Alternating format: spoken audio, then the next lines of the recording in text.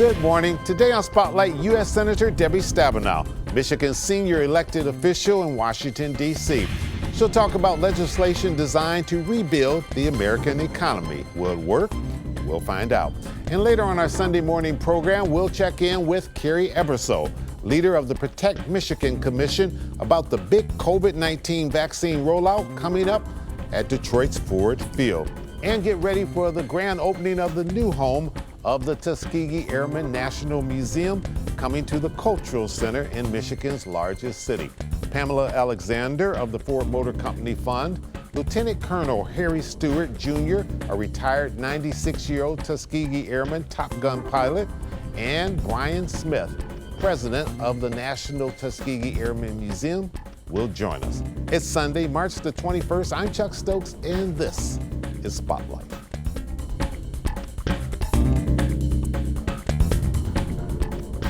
Senator, you have been right there in the thick of it with the new president, President Biden, and trying to get the economy back on its feet. The American Rescue Plan, it's been signed into law.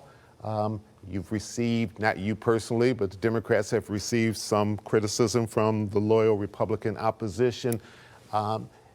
Question, will the cost of this, will it offset the overall results in your mind? This is about priorities, right? And so this legislation, the American Rescue Plan, is about putting people first. The folks criticizing this back a couple of years ago spent $2 trillion on a big tax cut for wealthy people, and that was their priority, right? We're spending just about that same amount instead on getting shots in people's arms so we can get our lives back, because we can tackle this virus successfully. We're putting money in people's pockets, whether it's lifting children out of poverty or whether it's helping working people, middle class people, and it's about focusing on our kids. Half the households in Michigan are going to get a stimulus check, and there's important help for small businesses, for all our live venues that got hit so hard and didn't get help. We got to get everybody through this successfully, our restaurants and so on. And then we've got to make sure that we're coming out of this roaring in terms of the economy and jobs. You have your fingerprint on a couple key pieces of legislation which are getting a lot of attention. One is the Make It in America Act. Tell us a little bit about that and why you're pushing so hard for that in a bipartisan way. I'm really pleased to be partnering with a colleague from Indiana, Republican colleague, on the Make It in America approach. And this is bottom line. We want to close the loopholes right now that are being used to not have to buy American when the federal government is purchasing, whether it's vehicles, whether it's computers or anything else. Right now, there's been a law in the books for a really long time, too many loopholes in it. 2 years ago, I did a report on that. I'm so grateful the Biden administration picked up that report, made a number of changes administratively already, but they're now working with us to make sure that we are using the full purchasing power of the United States government to be able to create markets and create jobs. And I will say, Chuck, in one area, as we see our automakers stretching to get to all electric vehicles in that production, one of the things the federal government can do is make sure that the fleets that are purchased by the federal government and with federal dollars, in fact, are all electric or other important clean energy cars, so that we are helping to create the market to support the jobs that we have and that we want to have in Michigan. All right, we need to take a real quick break. When we come back, I want to talk to you about your Jobs in Energy and Manufacturing Act. We'll be right back with Michigan Senior Senator Debbie Stabenow right after this.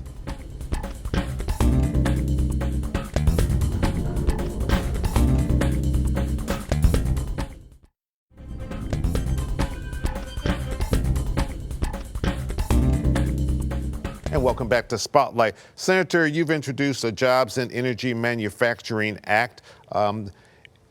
That's to tie into this whole clean energy race. How intense is it, and what do you think the chances are that you'll be able to get this through a very partisan Capitol Hill? Well, this is all about a race to new clean energy manufacturing. And it's a race we can win if we're strategic and do the right things. And so I've put in legislation that is bipartisan that would essentially recreate something I did over 10 years ago that was left unfunded in the last few years, called 48C. It's a 30% tax credit to build or retool plants for clean energy manufacturing. We actually dramatically increased our wind component parts when we did this 10 years ago, including in Michigan, and Ford and GM actually used that credit back then to retool their plants for electric vehicles. We know it works, but it had a cap on the spending of it. So we've reconstituted the credit and made it larger and more robust, and it needs to get passed right away because it goes right to the question of what's happening right now with semiconductor component parts, where we're seeing layoffs in Michigan because of one company in Taiwan that made the decision to change the way they were going to make these component parts and sell them more to consumer electronics companies rather than autos and other manufacturing. Just a slight change in what they're doing.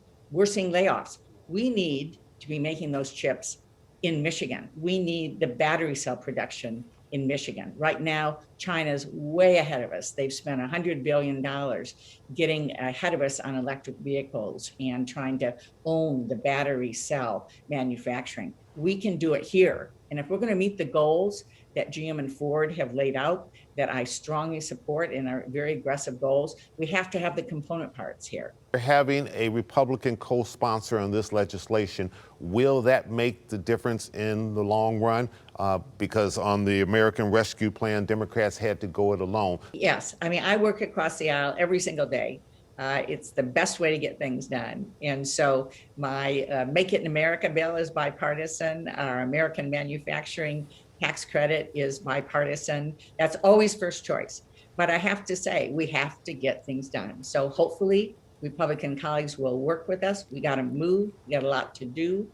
People want to know that we're going to rebuild America from roads and bridges and water and sewer systems to our supply chains, our medical supply chains. We saw what happened under COVID, and our auto and other manufacturing supply chain. As we speak, Secretary of State Tony Blinken is in China doing some negotiating. Is it time for America to release some of the restrictions and sanctions that it currently has on China? I think this is very complicated, and I have great confidence in our new Secretary of State. So there's multiple layers on this. I've certainly, from an economic standpoint, been a critic of China for a long time, from currency manipulation to stealing our intellectual property and our patents. And so we have to be, I think, strategic in how we approach this. And that's something that they're negotiating right now. President Stanley, a friend of yours, leader of Michigan State University, just recently put out a very strong statement talking about the anti-Asian and anti-Asian Pacific Islander attacks that have been going on. Is it time for more people to speak out on this who are not of that community? I am very concerned about the violence and the deaths, the murders, particularly Chinese Americans, Asian Americans in our country.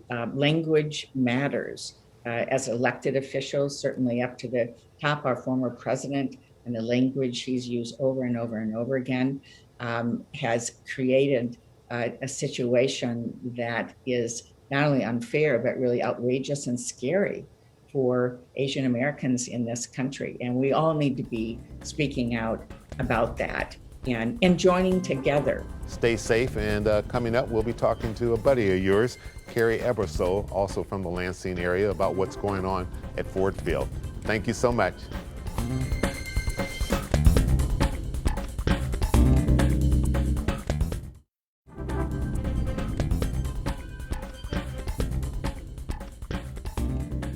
Carrie, good seeing you, and hope you're doing well. Wonderful to see you, Chuck. Very good. Senator Stabenow, your buddy from Lansing, said to be sure and tell you hello. Yes, we were so lucky to have such a great partnership with our federal delegation, and we're going to talk a little bit about that this morning. You are getting ready for the biggest rollout of COVID-19 vaccinations in the state of Michigan at Ford Field. That will start in just a few days there. Give us a quick update on what we should expect. We're hearing something like 6,000 doses per day. That's right. We're going to have 6,000 doses a day. This is in addition to the current allocation into the state of Michigan. So this is a big deal.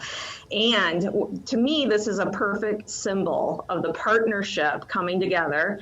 The Detroit Lions, as you can see behind me, Meyer, Henry Ford Health System, state and federal government, we're all coming together to partner on this site to administer and help protect Michiganders. Sure. You stood up with the governor the other day there at Ford Field for the big press conference. That person that's at home who's been trying to get this shot and hasn't been successful, they want to know first and foremost, how do I get it? Where do I go to register? Yes, sir. You could text to help register. You can text END COVID to 75049. That is one way. You can also visit clinic.meyer.com to register for the Ford Field site. And last, if you do not have internet access, feel free to call our COVID hotline at 888-535-6136. And we have a great partnership with 211 to take care of those folks that may not have internet access. Ms. Eberso, can anybody get this shot? I will say our focus is on the most vulnerable of those that are currently eligible. So we will be taking a look at that social vulnerability index that we've talked a bit about through our vaccine distribution and focusing our outreach to ensure those folks are getting appointments here at Ford Field. But this very much anyone within the state would have access here. But I got to tell you, since these are additional doses into the state, thank you, President Biden and Governor Whitmer, for making this happen. There's going to be additional opportunities across the state and those access points. So folks and appointments may be freeing up. Sure. How long should the process take? Because when people hear 6,000, they immediately think, oh man, am I going to have to pack a lunch and go down there all day and make sure I have my fried chicken because it's going to take so long? Or will this be a very efficient process? It's going to be incredibly efficient. Not only do we have free parking solidified, thank you to the Detroit Lions for folks coming into Ford Field, but we're working with our partners not only with FEMA, but the Department of Defense.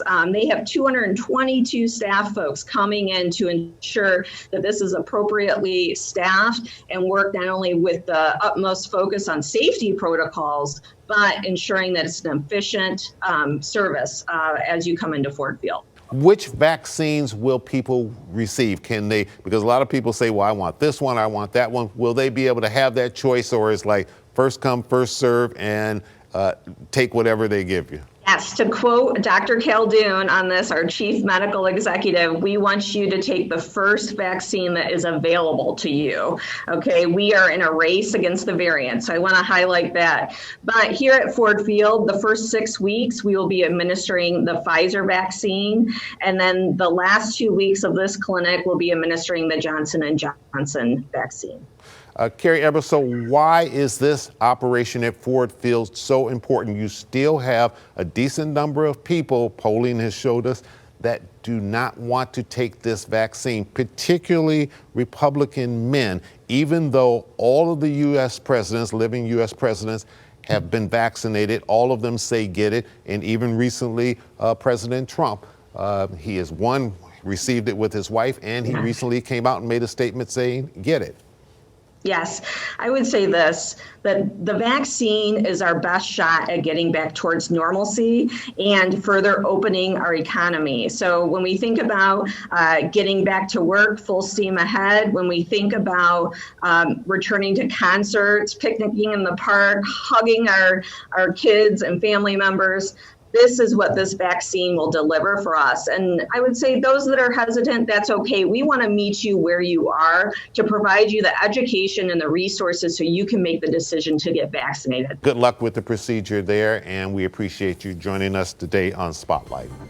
Thank you. And we'll be right back, and we'll turn our attention to a brand new museum opening up in the city of Detroit, commemorating the greatest generation. We'll be right back. Stay with us.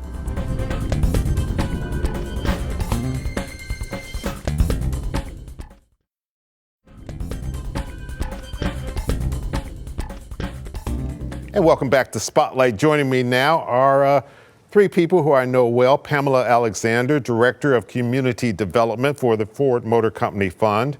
Lieutenant Colonel Harry Stewart, retired Tuskegee Airman, what they call a documented original Tuskegee Airman, better known as DOTA. And Brian Smith, President of the Tuskegee Airmen National Museum. Thank you for joining me today on Spotlight. Pamela Alexander, I'm going to start with you.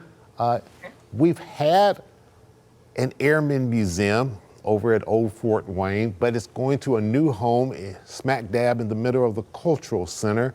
You got a big grand opening coming up on Monday. Why is that so important, that transition, that move? Well, you know, Ford has been a partner with the Tuskegee Airmen Museum for many, many years. This is not something that's new for us. Very true. We're a company that understands history and legacy and the importance of it and the importance of carrying it on into the future through our youth. And we have so many treasures here. The Tuskegee Airmen are one of those amazing treasures. I think a lot of people in Detroit don't realize that we have original airmen here who have just achieved amazing things. And of course, the Charles H. Wright is a treasure, and the Tuskegee Airmen National Museum. To see those two treasures come together so that people from all over the world can see the history, live the history, and carry that legacy forward. That's what we do at Ford. It's part of our DNA. So we're excited to be presenting sponsor of the museum and to have helped facilitate bringing the Tuskegee Airmen National Museum into the Cultural Center of Detroit for people all over the world to enjoy. And I'll let Brian expand on that, but we've got some really interesting programming coming up, and people will be able to kind of get a little sneak preview of what that museum is like. It's really, really exciting. Very good. Brian Smith, this is in conjunction with the 80th anniversary of the founding of the Tuskegee Airmen. Talk a little bit about that, and you've been involved with this project for such a long period of time, but how do you feel about this new move? I'm excited about this new move, and I wanted to connect it to the 80th anniversary of the beginning of the Tuskegee Airmen back in Rantoul, Illinois, March 22nd, 1941. And it started with mechanics coming together to learn how to work on airplanes. The pilots didn't start training till July. So it's some history we wanted to bring forward and celebrate their beginning and, of course, their end, which Harry Stewart was a major part of. Absolutely. Lieutenant Colonel, you and your colleagues have been referred to as the greatest generation of World War II. You will be 97 on July the 4th, which is a special day in our history.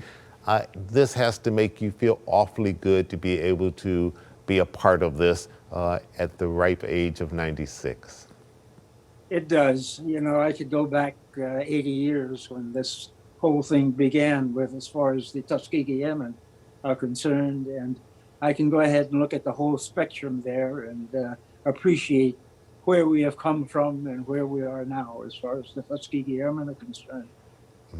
You were a top gun when you were in the Tuskegee Airmen. You had 3 kills in 1 mission. You also excelled in all kind of ways, have all sorts of military awards. But even after your military days, you continued to fly, well into your 80s and 90s? Well, I decided to renew my civilian license when I was 82 and take up glider flying. And I did that purposely because the Tuskegee Airmen had been awarded some gliders from the United States Air Force. And I used it to go ahead and fly local youngsters around the airport, and I just got a thrill out of it, along with the youngsters, I hope. One thing that Brian I've learned from the museum is there are fewer African-American pilots now than there were back then. So by the programs that the museum is doing, it's about the exhibit. They also have youth programming exposing young kids to aviation, to engineering, to aerospace. Brian can talk to you at length about some of the programs they have. But having the museum and having people understand the importance of the airmen and the role they played, we all stand on their shoulders, is key. And it's also key to empowering and helping kids learn about what their potential is for the future. Brian, people will be able to physically go to the museum now that it will be housed inside the Coleman A. Young Gallery inside the Charles H. Wright Museum down in the New Center area. They'll have to follow the COVID restrictions, make reservations just to keep safe, but it is open and people can go and physically see this, correct? That is correct. Not only can they go and see the exhibit at the Charles H. Wright, we have a presence at Detroit City Airport, the Coleman A. Young International Airport. Mm-hmm. We also do an air show for River Days. They can see the historic aircraft fly during that weekend. Our youth programming at Detroit City Airport covers learning how to fly an airplane, learning about being an astronaut, getting a commercial or a drone license so you can fly a drone commercially. And we have a bunch of toys that young people can play with. Now, these toys are educational, so you're going to come and get an education as you have fun. That was the feeling I had when I went into the service. Of course, my desire at the time was to learn how to fly, and I wanted to keep my eye on the prize there. Racism was rampant at that time there compared to today, even though we haven't gone 100% to where I would like to see us. But at that time, racism was absolutely rampant. The Tuskegee Airmen was an absolutely segregated unit, and we had many things to overcome socially besides the technique of flying itself. But we kept our eye on the prize, and that was the thing, and we can look back on it today and see that the manner in which we conduct ourselves and the route we followed ended up with a plus gain as far as all of was concerned and the nation is concerned in having a uniform service. If I'm lucky enough to reach 96 and 97, I want to be just like you.